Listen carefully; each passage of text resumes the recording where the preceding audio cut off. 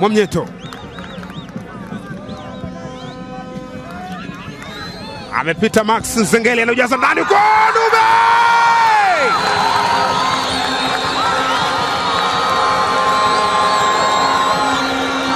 Wananchi walikaa kinyonge, wananchi walipoa. Ilikuwa ni mechi ambayo inaonekana kama ina uchovu ndani yao. Ni Osborn God Warriors, Dube Prince ni kama walimsahau hivi. David Oman, Othman Najar wameulizwa maswali magumu. Max Nzengeli alipitisha, tazama goli, tazama alivyochinja. Ni Prince Dube Mpumelelo, one of the best. Mara nyingi waga anaanza depu tangu alivyojiunga na miamba hii. Haya, mpira ule umewekwa katika nafasi. Dube Prince, Dube amekwenda chini, mwamuzi anasema ni penalty. Penalty iwekwe hapa.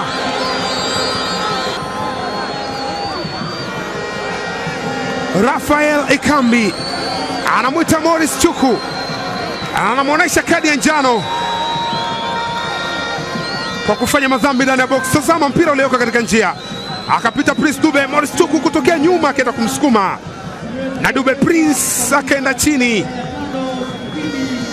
Tazama Prince Dube alivyofanyiwa madhambi, Morris Chuku akawa anashangaa kwa nguvu.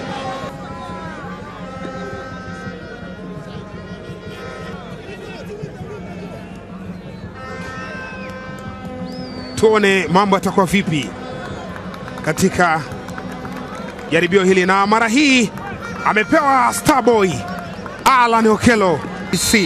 Tuone mambo yatakavyokuwa. Starboy Alan Okello,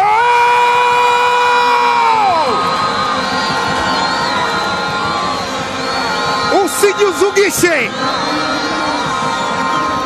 Ni Starboy Alan Okello anaandika bao lake la kwanza la ligi kuu ya NBC. Anaandika bao kupitia mkwaju wa penalty. Anamshukuru Mungu na kuomba tena yawe mema na kesho. Tabasamu zito akilionyesha. Kazi kubwa alifanya Prince Dube ndani ya box. Chuku akafanya madhambi na Alan Okello akatumia, akamwambia hii nimeshafanya sana kule nyumbani, nimeshafanya sana vitu vya namna hii nikiwa na KCCA Kasasiro Boys, nikiwa na Vipers. Ezra Patrick ameupokea Prince Dube. Dube asta, chuma imekaa. Mudafiri Yahya Bas, mashabiki wanafurahishwa na wanachokiona.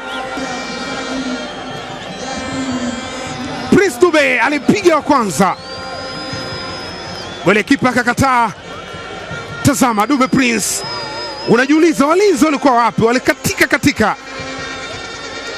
Yanga wanafunga goli wakiwa na watu watatu wako mbele.